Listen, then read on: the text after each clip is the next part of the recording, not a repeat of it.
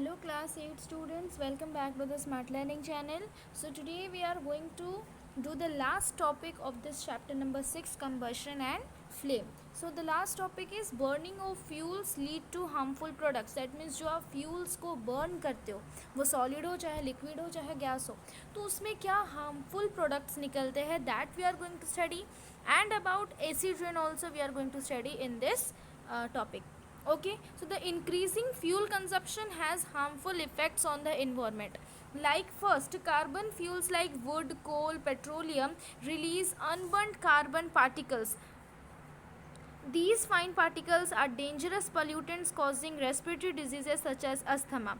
तो पहला पॉइंट, पहला हार्मफुल चीज़ क्या है, ये जो आप वुड, कोल और पेट्रोलियम का जो आप यूज़ कर रहे हो बहुत ही ह्यूज मीन्स कंजप्शंस में, अगर आप उसको यूज़ कर रहे हो तो जब वो जलता है ना, वुड, कोल और पेट्रोलियम वगैरह, तो वो पूरा कंप्लीट कंबशन वहाँ पर नहीं होता है ना. तो जब वो बर्न करेगा तो वो बहुत से अनबर्न्ड कार्बन पार्टिकल्स जो कि पूरी तरह बर्न नहीं हो पाए वो सब निकलेंगे, अनबर्न्ड कार्बन पार्टिकल्स निकलेंगे और वो क्या करेंगे, एयर में सस्पेंड करेंगे, है ना, और वो क्या करेंगे, पल्यूट करेंगे एनवायरनमेंट को, है ना. These fine particles are dangerous pollutants causing, और इसी को हम लोग सांस लेंगे और फिर हम लोग को रेस्पिरेटरी डिजीजेस होता है जैसे कि अस्थमा, है ना, ब्रोंचिटिस वगैरह.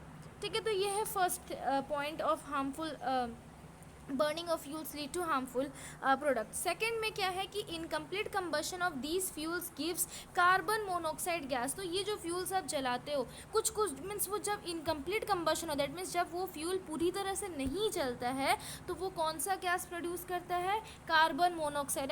And this is a very poisonous gas, है ना. सो इसीलिए बोला जाता है कि it is advise that not to sleep in that close room where coal is burning, है ना. कि मान लीजिए आप एक रूम में हैं जहाँ पर कि ना कोई वेंटिलेटर है, ना खिड़की है, ना दरवाज़ा, मीन्स सब दरवाज़ा बंद है, खिड़की भी बंद है और वेंटिलेटर्स भी नहीं है, और आप वहीं पर कोल बर्न किए हो ठंडा का मौसम में स्पेशली, और आप वहाँ पर सोए हो, तो उससे क्या होगा कि कोल को तो एयर नहीं मिलेगा, कंप्लीट मीन्स एयर नहीं मिलेगा तो कोल ठीक से जलेगा नहीं, मीन्स इनकम्प्लीट कंबशन होगा, और इनकम्प्लीट कंबशन से कोल क्या प्रोड्यूस करेगा, कार्बन मोनोऑक्साइड गैस, जो कि बहुत ही डेंजरस होता है. और यही carbon monoxide gas can also kill person sleeping in that room. वो रूम में जो आदमी सोया है उसको भी ये कार्बन मोनोऑक्साइड गैस मार सकता है. So now you can imagine that how poisonous this carbon monoxide gas is, है ना. So here it is written that's why we are advise never to sleep in a room with burning or smouldering coal fire in it. ठीक है, because air नहीं जाएगा वो fuel के पास, तो substance incomplete combustion obviously burn होगा, takes place करेगा, and then carbon monoxide gas होगा जो कि डेंजरस है. तो this is the second harmful products that leads to the burning of fuels. Third में क्या है, combustion of most fuel releases carbon dioxide in the environment. और कुछ कुछ फ्यूल्स है जो कि कार्बन डाइऑक्साइड एनवायरनमेंट में छोड़ते हैं, और कुछ तो कार्बन डाइऑक्साइड एनिमल्स के द्वारा ले लिया जाता है. बट अगर जब कार्बन डाइऑक्साइड का कॉन्सेंट्रेशन बढ़ जाता है, जब ज़्यादा हो जाता है एनवायरनमेंट में कार्बन डाइऑक्साइड, तो उससे क्या होता है, ग्लोबल वार्मिंग होता है, टेम्परेचर राइज करने लगता है. Global warming is the rise in temperature of the atmosphere of the earth. That means temperature rise करने लगेगा, ज़्यादा हीट होगा. So this results among other things in the melting of polar glaciers also. तो जब global warming होता है तो atmosphere का जो टेम्परेचर है वो बहुत ज़्यादा इंक्रीज़ करने लगता है. तो उससे क्या होता है, जो ग्लेशियर्स होते हैं वो पिघलने लगेंगे, तो उससे क्या होगा, सी लेवल का जो सी का जो लेवल है वो राइज होगा, और फ्लड्स भी क्रिएट कर सकते हैं कोस्टल एरियाज़ में. और जो लो लाइंग कोस्टल एरियाज़ हैं वो हो सके कि वो पूरा सबमर्ज्ड हो जाए अंडर वाटर, मीन्स वो पूरा सबमर्ज्ड मीन्स वाटर के अंदर भी चल जा सकता है. So this you can see that what is the means disadvantages of this global warming. तो अगर ज़्यादा रेट में कार्बन डाइऑक्साइड एटमॉस्फेयर में आता है, so this can leads to global warming. तो ग्लोबल वार्मिंग होगा मतलब ग्लेशियर्स पिघलने लगेंगे, ग्लेशियर्स पिघलने लगेंगे, दैट मीन्स सी का लेवल में राइज होगा, और सी लेवल राइज होने से फ्लड्स आएंगे और लो लाइंग एरियाज सबमर्ज भी हो सकते हैं, है ना. तो ये है third means harmful effect of burning fuels. Fourth and the last is burning of coal and diesel releases sulfur dioxide gas also. तो जब आप कोल और डीजल को बर्न करते हो तो सल्फर डाइऑक्साइड गैस भी निकलता है, and this is also means suffocating and corrosive gas है, बहुत सफोकेटिंग गैस है ये.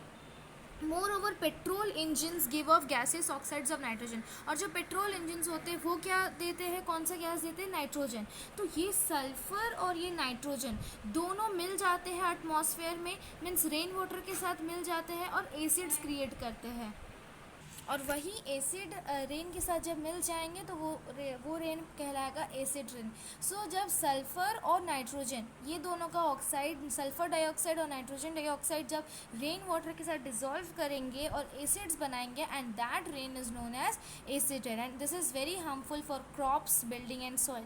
ये ऑलरेडी आप क्लास 7 में पढ़ चुके हो कि what is the disadvantages of this acid rain. बहुत ही इसका डिसएडवांटेजेस, ये क्रॉप्स को हाईली हार्मफुल करता है, बिल्डिंग को और सॉइल का भी इनफर्टाइल कर देता है ना.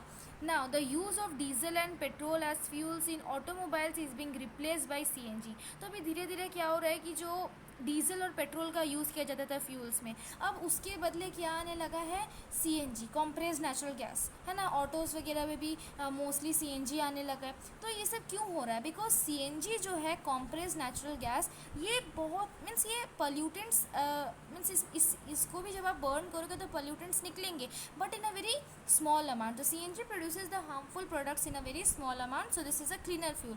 इसीलिए पेट्रोल और डीजल को रिप्लेस करके सीएनजी का यूज़ किया जा रहा है, because this is a cleaner fuel, है ना, because it produces very less amount of harmful products compared to this diesel and petrol. So this is all about the burning of fuels leads to harmful products. I hope that this much is clear to you. So यही हम लोग chapter complete कर लिए, chapter 6 combustion and flame. कहीं पर भी doubt है तो you are free to ask in the comment section, and in the next video we are going to do exercises. Thank you so much, students.